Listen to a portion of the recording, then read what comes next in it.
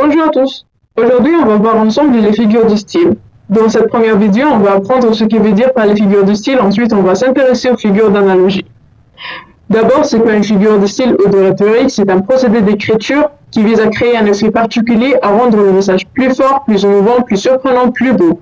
On peut dire tout simplement que c'est un procédé qui agit sur la langue et crée un effet de sens ou de sonorité. Elle est utilisée en littérature, dans les beaux discours, mais aussi dans le langage courant. Ensuite, on distingue plusieurs figures de style. Les figures d'analogie. Elles rapprochent de réalités différentes liées par un point commun font surgir des images.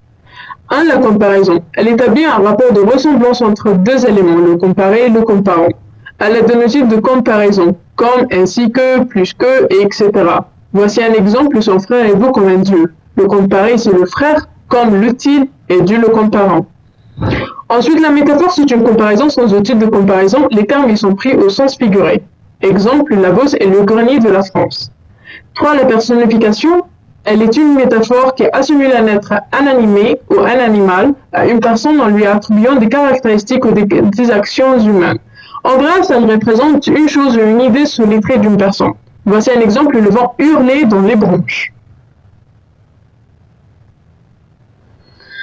Quatrièmement, l'algorithme.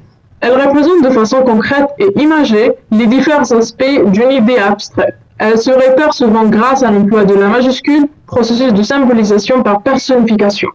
Exemple, hiver, vous n'êtes qu'un vilain. J'espère que vous avez aimé la vidéo et à la prochaine vidéo. Pour voir les figures de substitution, n'hésitez pas à liker et à vous abonner.